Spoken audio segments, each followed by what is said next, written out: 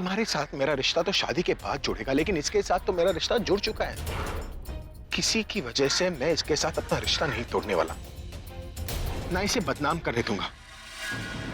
झूठ बोल रही है आपसे, आपको बेवकूफ बना रही है। और क्या मतलब है कि ये नाटक कर रही? सच को छुपाने का नाटक। झूठ बोल रही है, झूठ बोल रही है।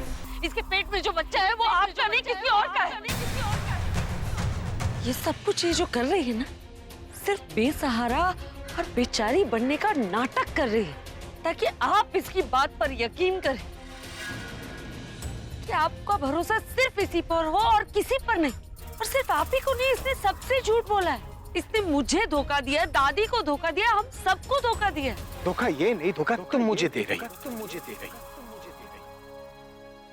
मैंने आपको कोई धोखा नहीं दिया। मैं आपको बता रही हूँ ना, मैं समझाती हूँ आपको।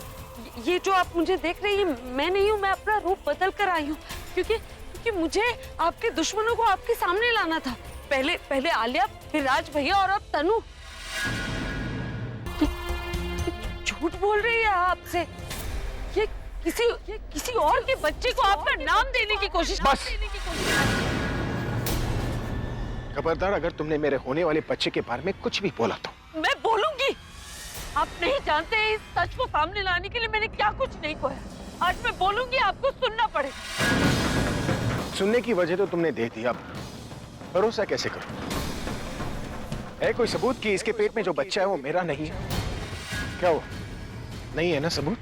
मैं सबूत ले आऊंगी।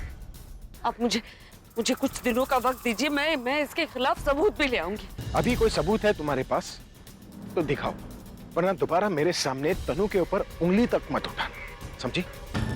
ये झूठ बोल रही है आपसे। आप बस मुझे कुछ वक्त दे दीजिए। मैंने कहा ना, मुझे कुछ नहीं सुनना। नहीं सुनना या सुनने की हिम्मत नहीं है। क्या फिर आप जानते हैं कि बच्चा किसी और का है? सिर्फ मुझसे बदला लेने के लिए आप एक नाजायज बच्चे को अपने।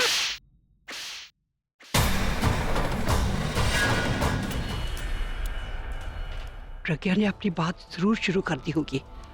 मुझे जल्दी जाना चाहिए। प्रज्ञा, प्रज्ञा, तू यहाँ क्यों खड़ी है?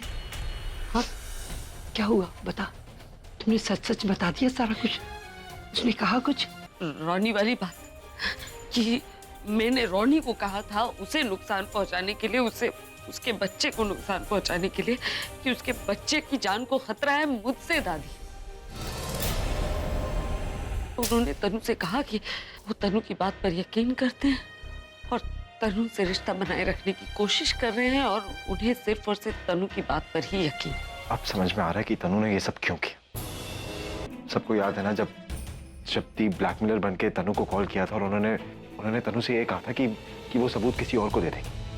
इसी चक्कर में तनु ने इतना बड़ा कदम उठाया। उसने अभी को जाके बोल दिया कि अगर कोई तुम्हें फोन करके बोले कि ये बच्चा तुम्हारा नहीं है तो ये बात मत मान।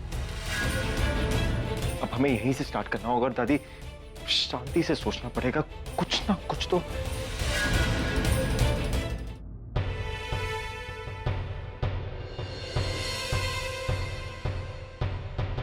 दादी, ये आपने बैग क्यों पैक किया? आप कहीं जा रही है?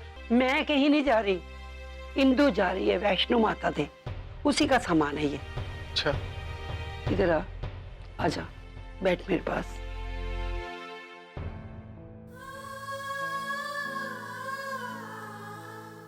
कुछ मत बोल, मैं सब जानती हूँ तुझ पे क्या गुजर रही है, और तू अकेले ही इन मुसीबतों से, इन परेशानियों से जूझ रहा है बेटे। अकेला पड़ गया हूँ दादी, कोई नहीं है मेरे साथ। इसलिए थक हार कर मैंने एक फैसला लिया है। कैसा फैसला? सब जानते हैं कि मैं तनु से शादी करने वाला हूं, और इससे अच्छा डिसीजन मैं शायद ही ले सकता होता थी। और मैंने डिसाइड किया है कि कल से ही मैं इस सब की शुरुआत करूंगा। लेकिन एक प्रॉब्लम है दादी, जिसमें सिर्फ आप ही मेरी मदद कर सकती। दादी, मैं तनु से तब तक शादी नहीं कर सकता जब तक मैं प्रज्ञा को डिवोर्स ना दे दूं। इसलिए मुझे प्रज्ञा को डिवोर्स देना ही होगा।